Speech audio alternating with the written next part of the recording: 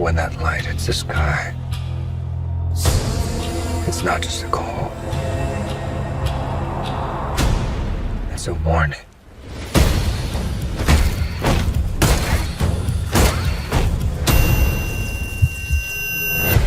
Congratulations for the movie. I think it's very refreshed, totally different for things that we watched before in any superhero movie. So how do you feel this new Gotham City experience? For example, I think the nightclub looks insane. So how was that kind of sequence? How do you feel there? I used to go to that club when I was Really? a teenager. Yeah. It's a real club in London. It's a crazy space. It's huge. Yeah, it's really cool. It's like a rave club. Yeah. No, it's fun. It's definitely like a kind of, it's super grimy, but like very, it's weird because it's so sort of oppressive, but it's so beautiful as well, and Yeah. it's so beautifully shot.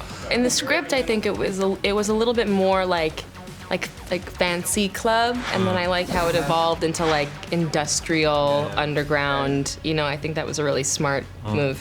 I'm just here to unmask the truth about this cesspool we call a city. You're part of this too. I love the architectural, the visual, the aesthetic, of course, very dark, very violent. For example, how do you create this, the Batcave, for example?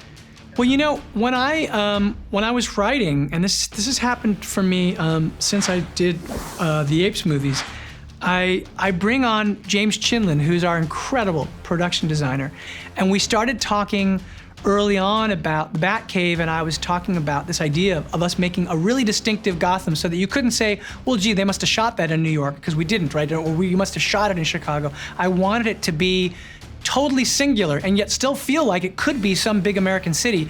And when we were talking, James was talking to me about how there is a legend about an underground train station under the Waldorf Astoria Hotel that apparently exists to this day, where like if you were a president and you were under there, you could travel on your private train line. And this idea of the privilege of these founding families of the city and these kind of VIPs.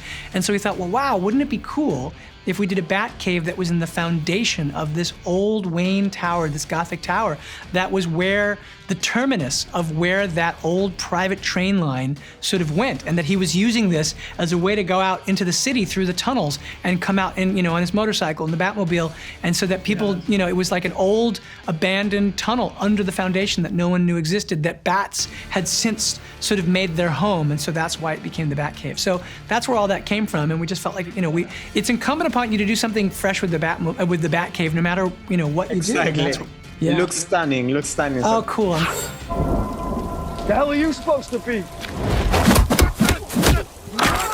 Robert, this new approach from the character, also from the whole movie, is like very, in some moments disturbing. The violence is very high, the darkness of the characters. How do you feel to incorporate those elements? Batman's always been pretty violent, but I think in this one, it's almost like he doesn't particularly want to resort to violence as a first port of call. It kind of, the only people, he's really quite reactive to, whenever he's getting into fights, it's because someone else started it.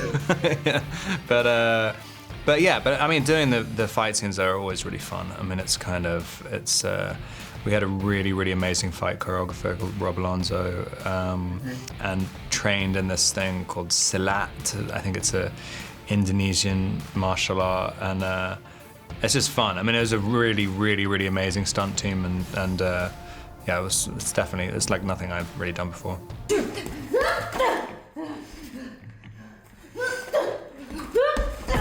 And so for you, to incorporate those elements, new elements, is so refreshed. How do you play with those elements? Again, Rob Alonso, he's so talented, and it was really, these characters, the way they move is just as important as what they say, really. It's kind of a language in a way. So it was really, really exciting in the process of finding, her movements and finding ways to bring kind of feline ideas into the way she moves and walks and fights. All of that was really fun.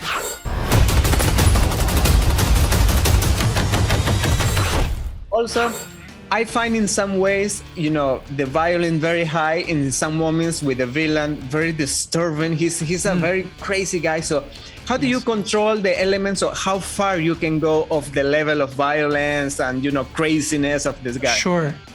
One of the things to me that's really terrifying is the thing that you can't quite see. And so often I love scenes where I let the depth of focus be very shallow, so that something terrible is happening just out of your view. You're seeing something, and so it's something that actually from the script stage, I wrote those in. So like in the opening, when you see the murder, I had described how part of the beating is happening and he's soft focus in the background, and then suddenly the weapon comes into the foreground. Like those kind of details of how much you can hold back.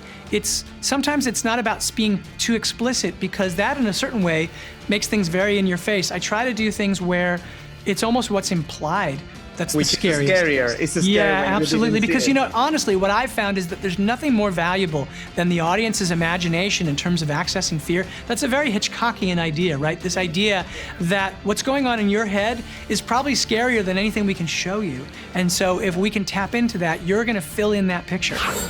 I'm vengeance.